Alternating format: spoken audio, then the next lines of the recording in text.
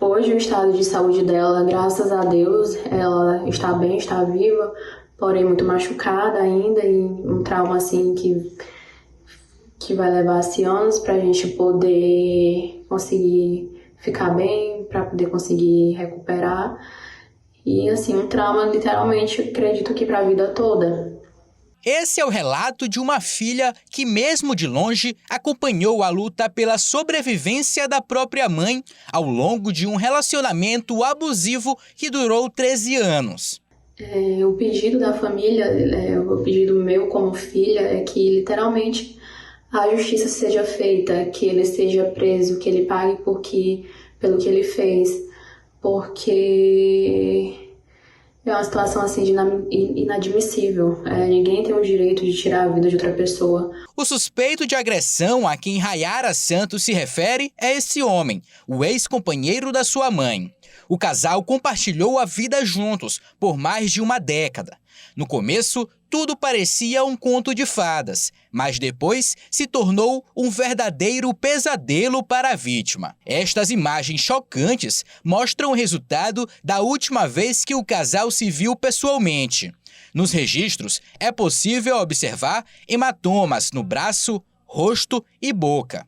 O caso aconteceu no município de Dom Pedro, interior do Maranhão. Ele começou a beber em casa, na cozinha, né, por volta de 10h30 da manhã.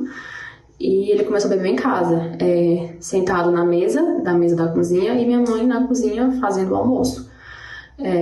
Por volta mais ou menos ali de meio-dia e tal, ele começou a ofender muito ela, perguntou mais uma vez por que ela não queria mais ele, tudo, ele começou a ofender ela.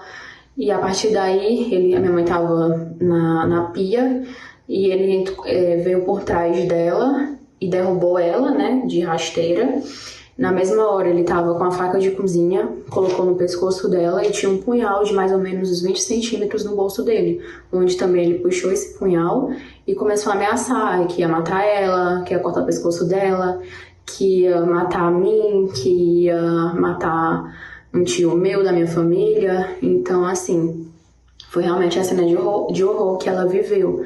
Ele colocou o próprio cabo da faca na boca dela, dizendo que ia cortar ali a garganta dela, e machucou muito a boca dela com o próprio punhal da faca. Após tanta violência, a vítima conseguiu fugir do seu algoz. Mas sem forças, ela não foi muito longe e novamente começou a sofrer uma série de agressões e ameaças. Ele colocou ela em uma cadeira, cortou a blusa dela. Nessa hora ele começou a ameaçar ela com outro punhal. Minha mãe também, ela faz, né, tratamento oncológico, né? E aí, a partir daí, minha mãe também faz tratamento oncológico de câncer de mama. Ele também ameaçou cortar os seios dela com a faca. A vítima só conseguiu se livrar das agressões definitivamente após se aproveitar de um momento de descuido do suspeito e correr para fora de casa. Fugindo a pé pelas ruas de Dom Pedro, o homem ainda tentou persegui-la em um carro, mas já era tarde demais. Para sobreviver, a mulher precisou se esconder dentro da casa dos vizinhos. Segundo Rayara, a dinâmica do relacionamento era marcada por longos períodos de afastamento.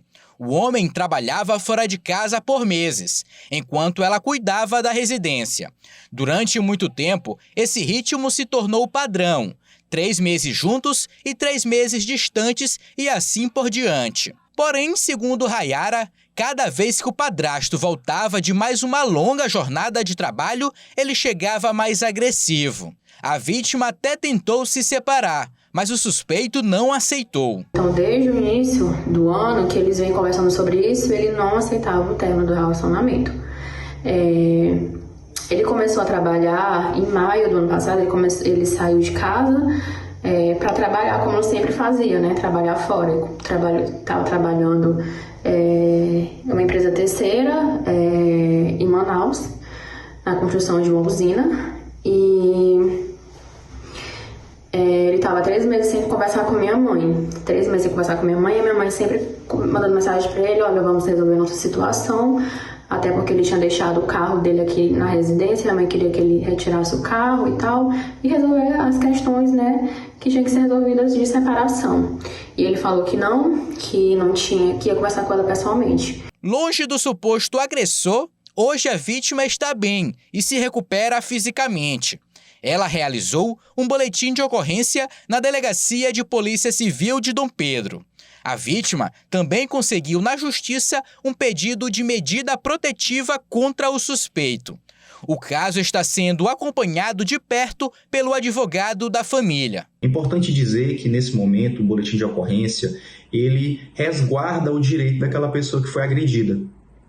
Além disso, ele também dá início aos procedimentos investigatórios, a investigação como um todo em relação ao crime propriamente dito. É importante também, e nesse caso também foi feito esse pedido, de medidas protetivas. Essas medidas elas servem para proteger, resguardar a segurança daquela pessoa que foi vítima. Não só daquela pessoa que foi vítima, como também a lei deixa claro que essa proteção ela abrange também os familiares. E nesse caso é muito importante que isso aconteça dessa forma, porque o agressor também ameaçou familiares. Ainda segundo o advogado da família, após as supostas agressões, o suspeito não foi mais localizado. É importante dizer também que esse agressor, ele nesse momento se encontra em um local incerto e não sabido. Ou seja, nós precisamos identificar, localizar essa pessoa.